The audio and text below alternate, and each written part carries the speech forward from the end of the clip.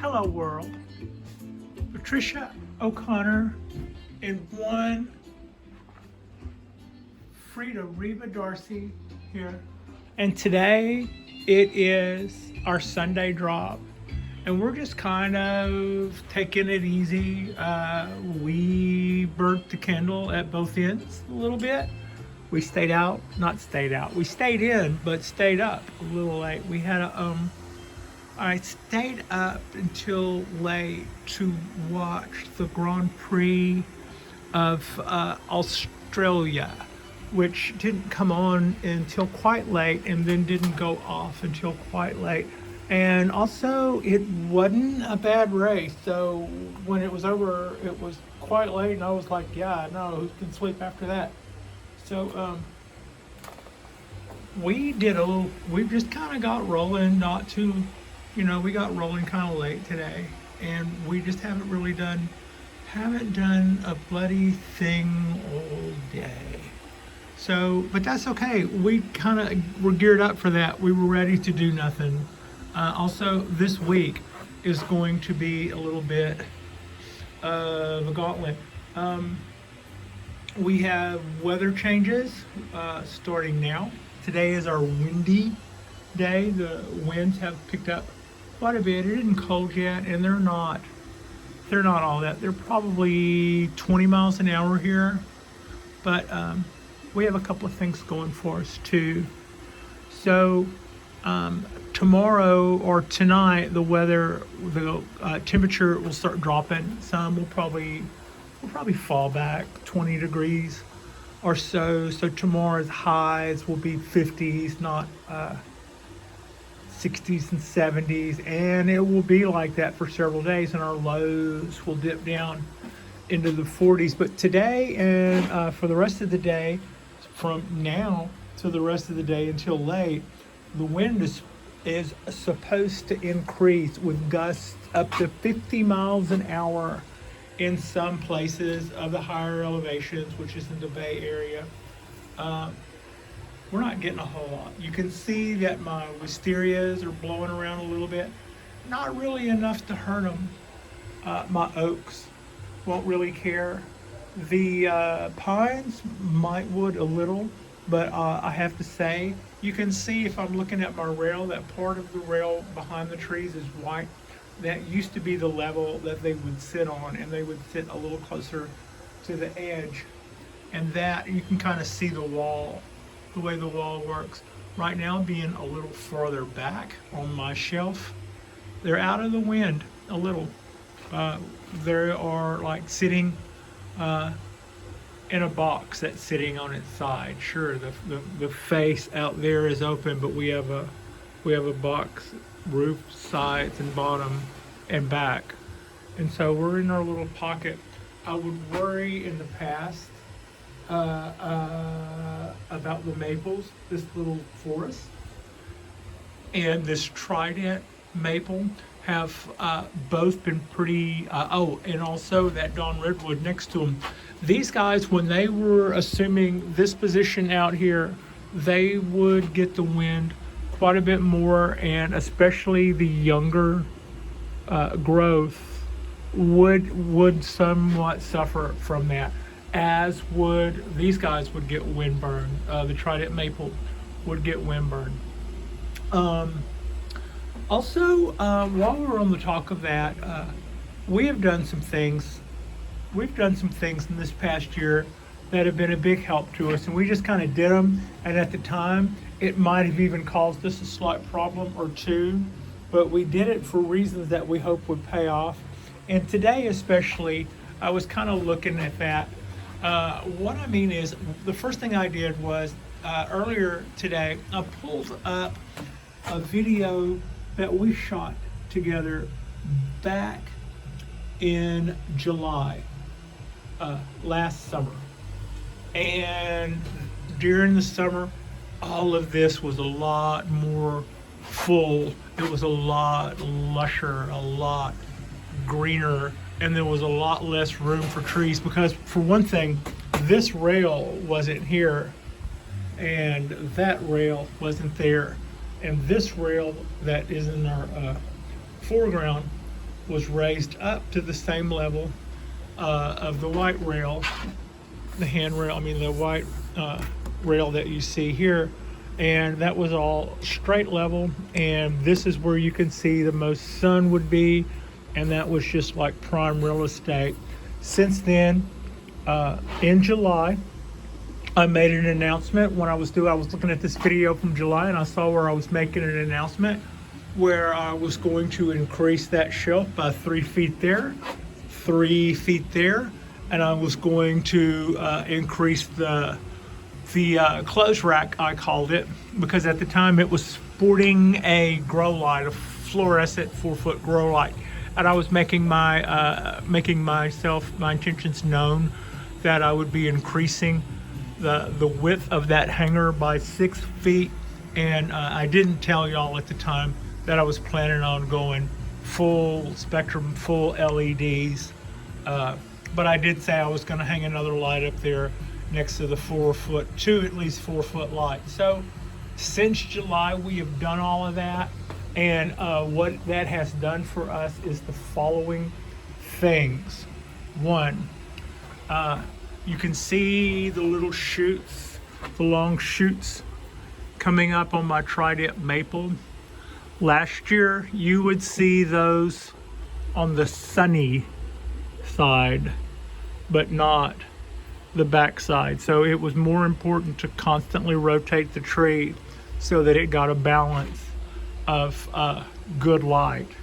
And these guys up here, these 740 watt apiece full spectrum grow lights, means that these trees are well and truly getting a more even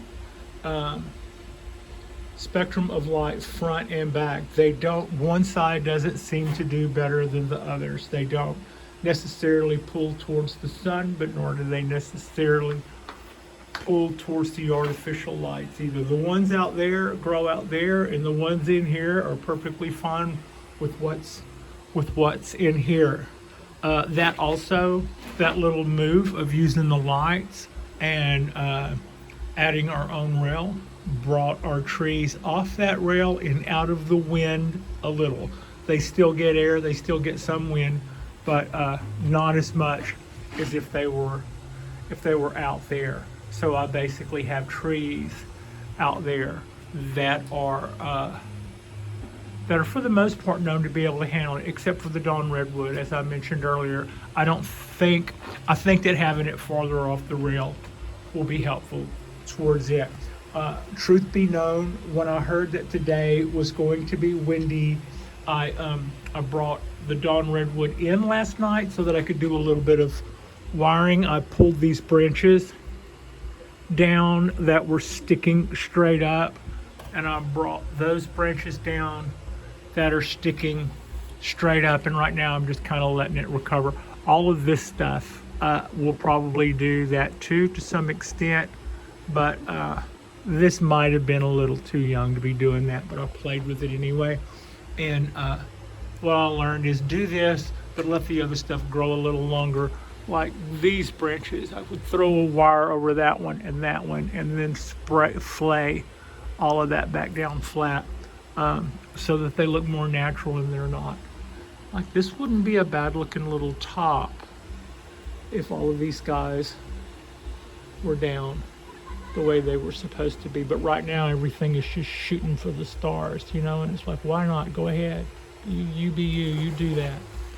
So I would say that the lighting setup that we have here has been nice. You don't really see anything trying to lean out of the balcony to get to the sun.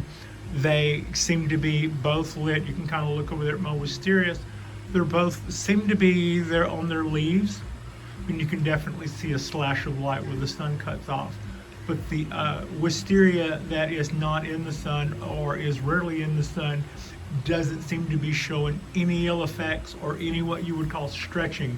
Sometimes when you're new to plants, you bring them inside and you're growing it, and they seem to be growing really, really tall, and you might think that that's a sign that they're really happy. No, they're lacking light, and they're reaching up, thinking that if they just get a little taller, that maybe they'll get some, and that is kind of a plant's final throw. Sometimes it will expend the last bit of energy it has trying to extend itself to get light that isn't up there.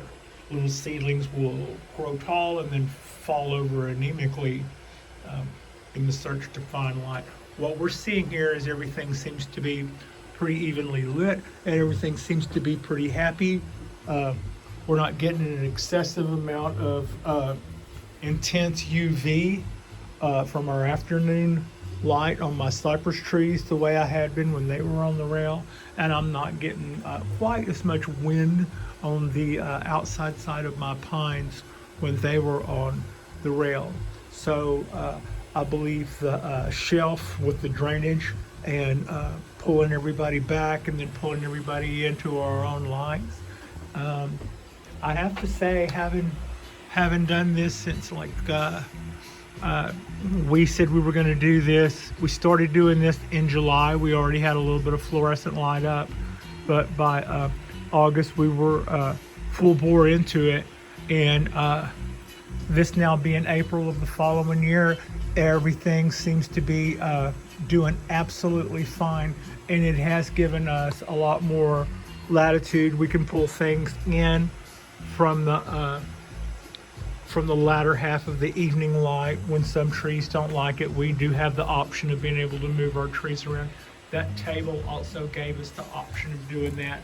These trees, these maples and that maple, both had been subject to the wind. So bringing those guys down to the lower level means that they're not even getting any wind. Now I barely see the taller cypress tree ruffle when the wisterias both do, and these guys look like they are not getting beat up the way they were on the rail. Even so much as to the point where last year I tried moving the maples forest over there to keep it out of the wind, and at the time I didn't have this lighting set up quite as well, reaching far in there, and I was kind of concerned about that.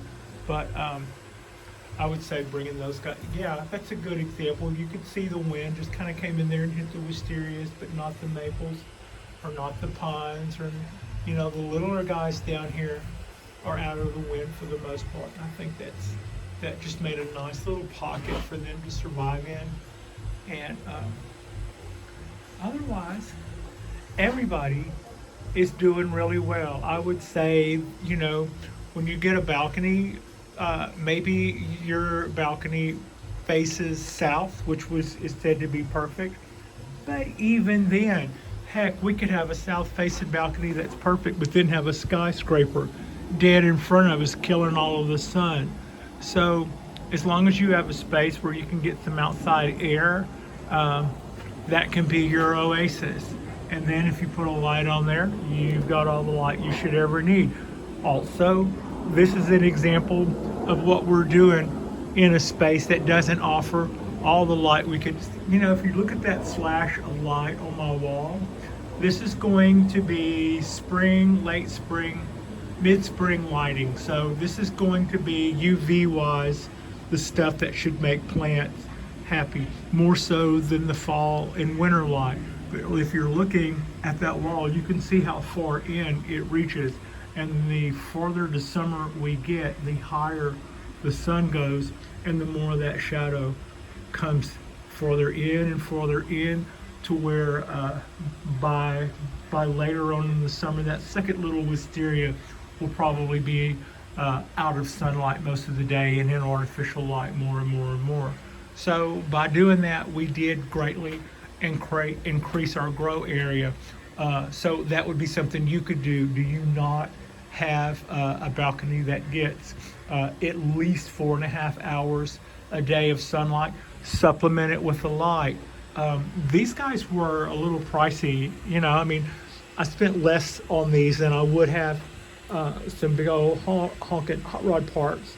But, they're kind of like toys, and as such, they can be, you can spend a couple of $100s on these guys, but the price will come down as the technology gets older and the technology keeps getting better and better and better.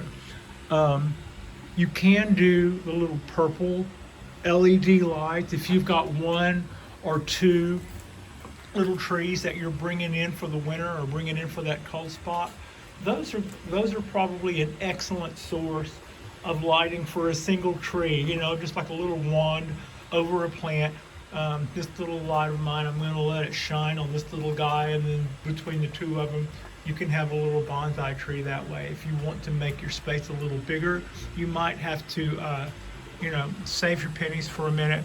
But as far as saving my pennies, once I hung these guys up and got them running, they don't produce a lot of heat. I think I've mentioned in the past, I do see birds hanging out on them sometimes, while they're running, which tells me that they're not, they're like making no heat at all. So there's no reason at this day and age why a person could not enjoy the zen that is bonsai, with the exception of being like, hold on, we're not all cash cows here, Pat. Well, I assure you that my occupation at the hardware store would lead you to know the truth that I too am not a cash cow. I did kind of put my vacation money in this guy and this guy and in that other guy and maybe that pine over there. But a lot of these could have also been, this was collected. This was Lowe's. This was Etsy purchase. This was an Etsy purchase. This cypress was an Etsy purchase. I probably have less than $20 pot and tree in that one. And right now we're a little awkward teenage year at the moment, but that tree is as good as you make it. And as such, the wisterias, those were probably, that's probably a $6 molded Japanese bonsai pot, glazed bonsai pot with a wisteria clone. So you don't have to, hell, that was dug up, ripped out of the ground from the apartment. So you don't have to, you can have bonsai for free. Also, I don't take as many clippings as I should. There are a lot of times when I prune back things and I think to myself, I've never heard of people necessarily propagating cypresses. So whenever I trim these guys, I don't really tend to do anything with the clippings. But on this property, we also have maples. We also have coastal redwoods. We also have cherry trees. And those are a few of trees that I believe that you can start from cuttings. Also, certain times of year, you will find the little seedlings popping up underneath the maples and underneath the oaks and underneath the cherries. And then the landscapers come through with their weed eaters and mow everything down. And sometimes it dies, and sometimes it just gets a heavier trunk and keeps coming back. Every one of the chops that you can see on that little oak tree, this was done by the weed eater, I believe. This one was done by the weed eater. That was our original chop the first year it came out. So that's probably 3 years old, and it's been chopped every year that it tried to come back by the landscapers until Pat came along and pulled it up out of the ground. And this one might make it. Free bonsai. Absolutely free bonsai. And so if you have a desire to do something that's a living art form, you have everything you need to get started. You do. You have everything you need to get started. You can kind of see my ponderosas starting to move around a little. The pine trees in the background are starting to whoop around. I probably will see my lights blowing more and more throughout the day. They are tied and safetied, so I'm not concerned about them, nor am I concerned Ponderosa doesn't care if the wind blows 20 miles an hour here. I'm thankful that my maple is a little further back from the rail so that its canopy is not exposed. I used to try to keep the edge of that pot parked closer to the edge of the rail so that it would get daylight, actual daylight, by being a little further out than that wall, which it caused them to get that 5 o'clock light, which sometimes burns them, and it also left them that little bit more. You can kind of see that these guys aren't blowing, but that guy, that Ponderosa, which is literally 4 inches farther out, is getting a lot more wind than that is, and that's fine. That guy likes the wind and can have all of it at once. But as you can see, those other 2 trees to its right are now protected somewhat because I moved them farther back. And the reason I'm just going on and on about this is that wasn't automatic. When I moved here a couple of years ago, everything that I got that I wanted to grow, it had to sit right there on the rail, or at some point in the day before I wanted it to, it would fall into shadow. And when the landlord expressed the desire not to let things be close to the edge for fear that they would get off, I was kind of like, well, that's where the light is. You know, it's like, it's not a territorial argument. The plant's going to need the light, and the light's there. And if I move it any other place and it's not in the light, and you should probably know that plants won't live without the light. So that kind of made it a point where I knew at some point they could give me the rules, and that could affect how happy everything was. Was I going to be able to stand there and tell them that that little pine tree is 17 years old, and if we want it to be 18, 19, and 20 years old, we need to give it full on sun all day and not worry about whether or not, you know. So if it doesn't, if your space doesn't provide for something, this is the time like no other, in that we have say over our space, and you don't have to be fabulously, you don't have to be even a little bit wealthy. Hell, you don't even have to be much beyond paycheck to paycheck to, and the closer you are to paycheck, the more you probably need bonsai. I mean, this is really something that I think that is beautiful. This and Frida is something really beautiful going on in my life, and don't think I'm not thankful for it. I'm also thankful for you. We have done probably close to 200 of these videos. My current count puts me at 170 something. I don't remember the last number I saw, 170 some odd, we'll say. But I do know that a little ways in, I deleted probably my first 25 videos, just because as you learn and get better, you kind of get rid of some of the below standard stuff. There comes a point where you go, no, this video will get 1 million views a couple of years from now, but that's once you stop seeing things that are overtly wrong with them. And it's kind of like when you get into YouTube and start kind of learning lessons and stuff, they say, hurry up and make your first 100 videos.